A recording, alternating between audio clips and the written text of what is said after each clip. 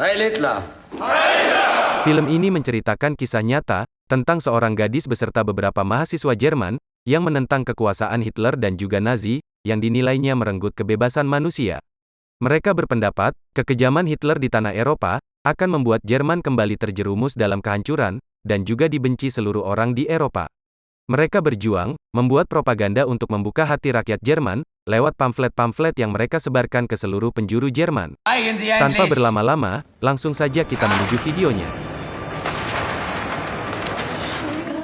Di awal film, kita diperlihatkan dengan seorang gadis bernama Sophie, serta seorang temannya yang bernama Gisela, yang sedang mendengarkan sebuah lagu barat, favorit mereka berdua. Tak selang lama, Sophie pun berpamitan kepada Gisela, untuk pergi ke sebuah pertemuan. Di tengah gelapnya malam, Sophie pun berjalan dengan berhati-hati, hingga sampai di sebuah gedung. Sesampainya di dalam, Sophie telah ditunggu oleh kakaknya yang bernama Hans, dan kedua rekannya yang bernama Willy Graf dan juga Christoph Probst. Mereka semua tergabung dalam sebuah organisasi anti-Nazi yang bernama White Rose. White Rose meyakini kalau peperangan dan juga pembantaian yang dilakukan Hitler bersama Nazi hanya akan membuat Jerman kembali dalam jurang kehancuran, serta akan memperburuk nama Jerman di seluruh dunia. Di dalam gedung itu, para anggota White Rose terlihat sibuk mencetak sebuah pamflet anti-Nazi yang akan mereka sebarkan ke seluruh penjuru Jerman untuk membuka mata hati rakyat Jerman tentang kekejaman yang dilakukan Nazi kepada semua orang jajahannya di Eropa. Mereka berencana akan menyebarkan pamflet-pamflet itu melalui pos ke seluruh wilayah di Jerman. Namun, karena mereka kekurangan amplop, Hans pun berencana untuk menyebarkan sisa pamflet mereka di kampusnya, yaitu Universitas Munich. Mendengar rencana nekat Hans, Christoph dan Willy pun berusaha mencegahnya, dan mengatakan kalau aksi itu akan sangat berbahaya bagi mereka semua. Namun sepertinya, keputusan Hans sudah bulat, dan dia berkata bahwa ia akan menanggung segala resikonya. Mengetahui semua itu, Christoph dan Willy pun hanya bisa terdiam, dan mengikuti semua rencana Hans. Usai menyelesaikan semua pekerjaan, para anggota White Rose pun bergegas pulang. Tanggal 18 Februari tahun 1943, Hans dan Sophie mempersiapkan serta memberanikan diri untuk melaksanakan misinya. Hans pun memeluk adiknya, serta memberinya semangat sebelum mereka melakukan aksinya. Dengan berhati-hati, mereka pun berjalan menuju kampus, membawa ribuan pamflet dalam koper mereka. Sesampainya di kampus, mereka pun memastikan semua siswa telah masuk ke dalam kelas, dan tak ada orang yang akan melihat aksinya. Mereka pun memanfaatkan situasi itu, dan bergegas menempatkan semua pamflet yang mereka bawa di setiap sisi di kampus, sebelum jam istirahat tiba. Merasa tugasnya telah selesai, Hans yang mulai ketakutan pun mengajak Sophie untuk segera pergi dari kampus itu, karena sebentar lagi, para siswa akan keluar dari kelasnya. Namun sayangnya, Sophie mengatakan kalau pamflet di kopernya masih tersisa. Hans yang mendengar hal itu, bergegas mengajak Sophie ke lantai atas untuk menyebarkan sisa pamfletnya. Di saat yang bersamaan, jam istirahat pun tiba, dan terlihat semua siswa membaca selebaran yang Hans dan Sophie sebarkan sebelumnya. Usai melaksanakan aksinya, mereka berdua pun bergegas untuk pergi dari kampus itu. Namun sayangnya, aksi mereka berdua telah dicurigai oleh seorang petugas di sana. Karena hanya mereka berdua yang berada di lantai atas sebelumnya. Hans pun berusaha menyangkal semua tuduhan, dan tak mengakui kalau itu ulahnya. Namun di sisi lain, Sophie yang berniat menyelamatkan kakaknya, akhirnya mengakui kalau Sophie yang menyebar pamflet-pamflet itu. Mereka berdua pun akhirnya dibawa ke ruang rektor untuk menjalani pemeriksaan. Di sana, Hans berusaha menyobek kertas asli dari pamflet itu untuk menghilangkan barang bukti. Namun sayangnya, salah seorang petugas mengetahui aksi Hans dan kemudian menyitanya. Tak selang lama, kepala kepolisian bernama Robert Moore datang untuk menyelidiki kasus tersebut. Robert pun menyita kartu identitas Hans dan Sophie, dan kemudian membawa mereka ke kantor polisi untuk penyelidikan lebih lanjut. Sesampainya di kantor polisi, mereka pun diinterogasi secara terpisah. Pada interogasi pertama, Sophie tidak mengakui perbuatannya. Dia beralasan kalau hanya iseng menyebarkan pamflet yang berserakan di lantai 3. Robert Moore mendesak Sophie untuk jujur, dengan memberikan beberapa pertanyaan kepada Sophie. Sophie pun menjawab semua pertanyaan itu dengan tenang, seakan dia tidak mengetahui apa-apa. Geschmacksfrage. Robert kemudian menunjukkan barang bukti, berupa koper kosong yang dibawa Sophie sebelumnya. Sophie pun beralasan, kalau membawa koper kosong itu, untuk tempat bajunya, karena dia akan pulang ke kampungnya, usai dari kampus itu. Ich wollte den Schnellzug um 12:48 Uhr. Karena Robert tidak mendapat pengakuan, serta bukti-bukti yang cukup, Sophie pun akhirnya ditahan sementara sebagai saksi, sambil menunggu hasil interogasi dari kakaknya. Sophie pun dibawa ke selnya, dan disuruh melepaskan semua perhiasan, serta barang-barang bawaannya. Di sana, Sophie ditahan satu sel bersama Elsa Gebel, seorang komunis yang sudah 1 tahun ditahan di penjara itu. Tak lama kemudian, datanglah seorang sipir penjara bernama Lohner, yang akan membebaskannya. Namun ketika hendak menerima surat pembebasannya, Lohner menerima telepon dari Robert, yang menyuruh membawa Sophie ke kantornya, untuk kembali menjalani interogasi. Sophie pun akhirnya kembali dibawa ke hadapan Robert. Di sana, ternyata Robert mengetahui, kalau Sophie adalah anak seorang wali kota, yang dicopot jabatannya, serta pernah ditahan selama 6 pekan, karena telah menghina Hitler. Robert juga menunjukkan, semua hasil penggeledahan yang dilakukan polisi di rumah Sophie, serta di markas tempat Sophie dan anggota White Rose, mencetak pamflet kemarin. Di sana, polisi menemukan berbagai benda mencurigakan, serta bukti kuat keterlibatan Sophie dalam aksi ini. Seperti pistol dengan 190 butir peluru, perangko dengan jumlah yang sangat banyak, selembar pamflet, tulisan tangan dari pamflet tersebut, dan mesin ketik dengan sidik jari kakaknya. Namun ternyata, walaupun polisi telah menemukan semua bukti kuat atas keterlibatannya, Sophie tetap membantah segala tuduhan yang diberikan Robert, serta tidak mengakui atas keterlibatannya dalam aksi itu. Hingga akhirnya, Robert menunjukkan hasil dari interogasi kakaknya, yang sudah mengakui perbuatan, serta aksi penyebaran pamflet-pamflet itu. Karena semua sudah terbongkar, akhirnya dengan bangga Sophie mengakui keterlibatannya dalam aksi itu. Ich bin stolz darauf. Sophie pun menjelaskan, kalau pada awal kepemimpinan Hitler, dia mendukung Hitler bersama pemerintah Jerman, karena Hitler berhasil menyelamatkan Jerman dari jurang kehancuran. Sophie juga mengatakan, kalau dia juga tergabung dalam barisan pemuda Hitler. Tapi mata Sophie terbuka, setelah dia tahu bahwa Jerman akan memulai Perang Dunia Kedua. Dia bersama keluarganya memiliki pandangan, bahwa perang hanya akan membawa Jerman menuju jurang kehancuran. Singkat cerita, setelah mengakui semua aksinya, Sophie diputuskan menjadi tersangka bersama dengan kakaknya yaitu Hans, dan kemudian kembali dimasukkan ke dalam selnya. Di dalam sel itu, Sophie hanya bisa menangis memikirkan nasib kedua orang tuanya. Dia khawatir, jika ibunya akan terkejut, ketika mengetahui kalau kedua anaknya sedang ditahan. Ditambah lagi, kondisi ibunya yang sudah tua, dan sering sakit-sakitan beberapa bulan belakangan. Mendengar cerita Sophie, Elsa pun mencoba menenangkan, serta menghibur Sophie. Esok harinya, Sophie kembali diinterogasi oleh Robert.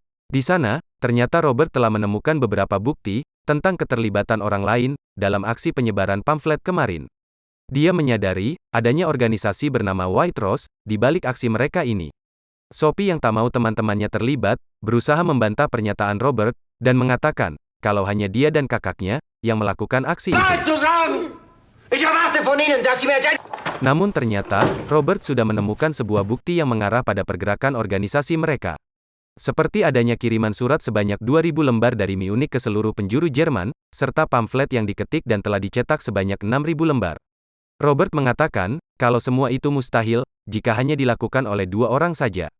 Sophie tetap berusaha melindungi teman-temannya, dan bersikeras kalau hanya dia dan kakaknya, yang mencetak, serta menyebarkan pamflet-pamflet tersebut.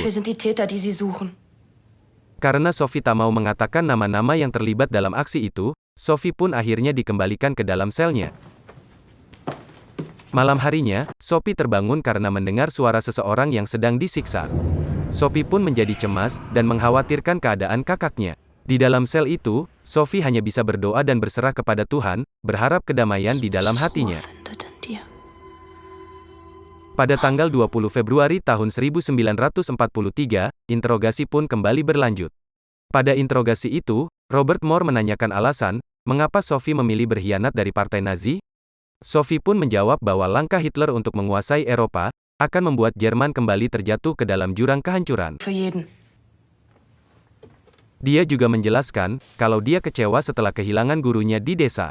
Bei uns in Guru Sophie yang seorang Yahudi dibawa oleh tentara Nazi pada tahun 1941, dan sejak saat itu, keberadaan sang guru tidak pernah diketahui seit lagi. 41 Hati Sophie bertambah hancur ketika dia mengetahui anak-anak yang cacat mental di lembaga amal gerejanya dibawa dan kemudian dibantai dengan gas beracun oleh prajurit Nazi. Dia kembali menegaskan kalau Sophie hanya ingin Jerman menjadi negara yang makmur dan tentram tanpa Name adanya bleibt für immer peperangan. geschändet, wenn nicht endlich die deutsche Jugend Hitler Robert pun menyangga semua perkataan Sophie. Dia mengatakan semua itu mereka lakukan karena Jerman akan memasuki era baru di mana seluruh Eropa akan menjadi tanah bagi bangsa Arya. Robert juga menawarkan keringanan hukuman kepada Sophie dengan syarat Sophie harus mengkhianati ideologinya. Namun Sophie menolak tawaran itu dan menjawab kalau dia tetap dalam pendiriannya dan tidak akan mendukung Hitler Ich will die bersama Folgen partai dafür auf Nazi. mich nehmen. Robert yang marah mendengar ucapan Sophie, akhirnya mengembalikan Sophie ke dalam selnya. Malam hari ketika Sophie sedang berada di dalam selnya, tiba-tiba saja, alarm tanda bahaya terdengar di seluruh kota.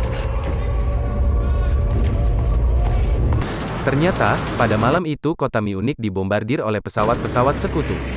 Elsa pun berlindung, karena ketakutan dengan serangan udara itu. Namun Sophie, justru terlihat senang ketika melihat kota Munich diserang oleh pihak sekutu. Dia juga semakin yakin bahwa sebentar lagi Jerman akan dikalahkan. Wir sind frei. Pada pagi harinya, Elsa menyampaikan berita buruk kepada Sophie. Dia mengatakan, jika polisi juga telah menangkap Christoph Probst, yang mereka yakini juga sebagai anggota pemberontak dari organisasi White Rose. Mendengar berita itu, Sophie hanya bisa duduk termenung dan bercerita kepada Elsa. Dia merasa bersalah karena aksinya telah menyeret nama Christoph Probst, yang telah memiliki 3 orang Drei anak. Kinder. Dan anak ketiganya, baru saja lahir beberapa minggu sebelumnya. Seorang ayah, yang harus memberi kasih sayang kepada anak dan istrinya. Di tengah perbincangan, tiba-tiba saja Robert datang, dan menyuruh Sophie untuk segera menemui jaksa. Dia dipanggil, untuk diberi tuntutan atas semua aksinya. Di depan jaksa, Sophie dituntut melakukan makar tingkat tinggi, dan divonis dengan hukuman mati. Jaksa itu mengatakan, kalau besok akan menjadi hari, di mana nasib mereka semua akan ditentukan di pengadilan rakyat. Mendengar semua itu, Sophie hanya bisa pasrah dan berdoa, agar diberi ketenangan dalam menghadapi hukumannya. Beberapa saat kemudian, seorang pengacara bernama Klien, datang untuk membantu Sophie dalam persidangan besok. Namun di sini, Sophie justru mengatakan dengan penuh keyakinan, bahwa dirinya harus dihukum tidak lebih rendah dari kakaknya. Verteilt wird. Serta mereka semua, Echt zu wissen, harus was mit meiner menjamin Familie keselamatan passiert, und orang Sie tua wissen das. Sophie. Sie brauchen sich nicht in das Volksganze Pengacara itu pun einzufügen. justru menganggap, bahwa permintaan Sophie adalah sebuah hinaan, bagi orang-orang Jerman. Dia juga mengatakan, bahwa dirinya tidak mau membantu Sophie dalam persidangannya Der macht besok. Sie und Ihren Herrn Bruder. Wir sehen uns morgen im Gericht. Namun ternyata, perkataan pengacara tersebut tidak menggoyahkan keyakinan Sophie. Dia tetap tegar, menghadapi segala tuntutan dan hukumannya. Sophie juga percaya, bahwa ideologinya tak akan mati, serta namanya akan dikenang dalam sejarah Jerman.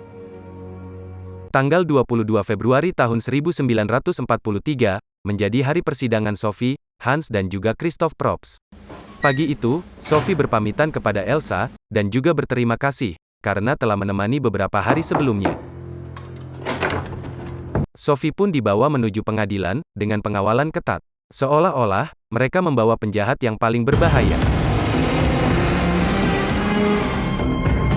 Singkat cerita, Sophie pun telah sampai di pengadilan.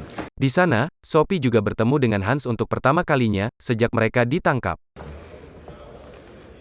Sebelum persidangan dimulai, Hans dan Sophie berpesan pada Christoph Probst, agar dia membela dirinya sendiri, agar bisa terbebas dan bisa bertemu kembali dengan anak dan istrinya.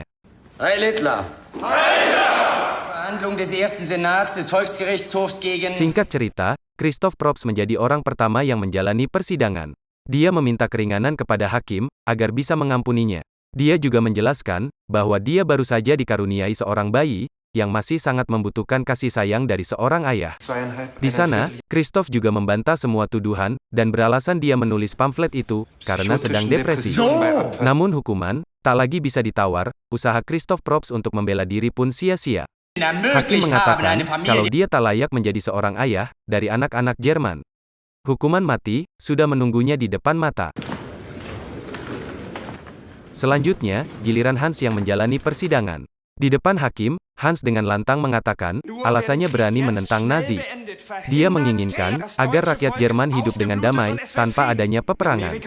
Serta menghentikan segala bentuk pembantaian di Eropa. Mendengar perkataan Hans, membuat hakim semakin marah. Dia memaki, dan juga menghina semua perkataan Hans. Namun di sini, Hans tetap lantang dan tegar mempertahankan ideologinya, walaupun dia tahu, kematian telah menunggunya. Setelah Hans, kini giliran Sophie yang menjalani persidangannya. Sama seperti kakaknya, dia menentang segala bentuk pembantaian yang telah dilakukan Nazi di Eropa. Sophie juga meyakini bahwa lewat pamflet-pamfletnya itu, dia akan menghentikan peperangan serta pembantaian di Eropa. Sophie juga ingin agar rakyat Jerman tidak dibenci oleh seluruh dunia. Perkataan Sophie itu hampir membuka hati para perwira yang ada di sana. Namun sayangnya, hakim menghentikan ucapan Sophie dan menyuruhnya untuk segera diam. Di tengah tegangnya persidangan, tiba-tiba saja kedua orang tua Sophie datang. Mereka meminta akan menjadi pembela untuk para terdakwa. Namun sayangnya, hakim dengan tegas menolak permintaan mereka dan mengusir mereka berdua dari persidangan itu. Proses persidangan mereka bertiga pun berakhir, dan di sana, mereka bertiga divonis dengan tuduhan makar tingkat tinggi. Dan di hari itu juga, mereka semua akan dijatuhi dengan hukuman mati. Usai dari persidangan itu, mereka semua dibawa untuk menjalani hukumannya.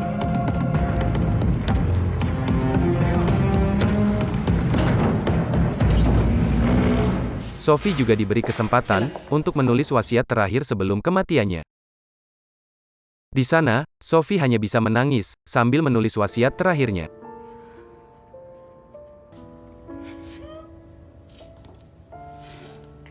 Tak lama kemudian, Sophie dipanggil oleh penjaga penjara, dan menyampaikan bahwa ada seseorang yang ingin bertemu dengannya. Ternyata, kedua orang tua Sophie datang, untuk menemui anaknya sebelum dia dieksekusi mati. Mereka menguatkan Sophie, serta mengatakan kebanggaannya, terhadap aksi dan ideologi Sophie. Sambil menahan kesedihannya, mereka berpelukan dan berpamitan, untuk yang terakhir kalinya.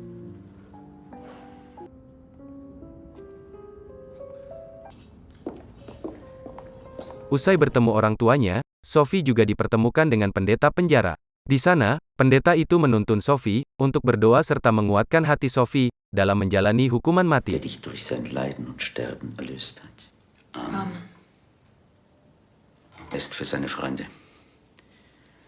Sebelum menghadapi hukumannya, Sophie, Christoph dan juga Hans kembali dipertemukan dalam satu ruangan untuk yang terakhir kalinya. Dalam pertemuan itu, mereka berpelukan dan saling menguatkan. Mereka juga yakin bahwa perjuangan serta kematian mereka tidak akan sia-sia. Tanggal 22 Februari tahun 1943, tepatnya jam 5 sore, menjadi akhir dari hidup Sophie dan pejuang White Rose lainnya. Dengan penuh keyakinan, Sophie menjadi orang pertama yang harus menjalani hukuman itu. Eksekusi mati terhadap Sophie pun dilaksanakan. Pada hari itu, hidup Sophie, Christoph Probst, dan juga Hans telah berakhir. Namun ideologi serta semangat mereka tidak akan pernah berakhir. Peradilan rakyat juga memvonis mati beberapa orang yang dianggap sebagai anggota White Rose lainnya, dan juga menahan beberapa orang lainnya. Pada Juli tahun 1943, pamflet buatan Sophie dan anggota White Rose berhasil diselundupkan hingga ke Inggris. Pihak sekutu kemudian membuat jutaan salinan dari pamflet itu, dan kemudian menyebarkannya ke seluruh penjuru Jerman, dengan menggunakan pesawat udara sekutu.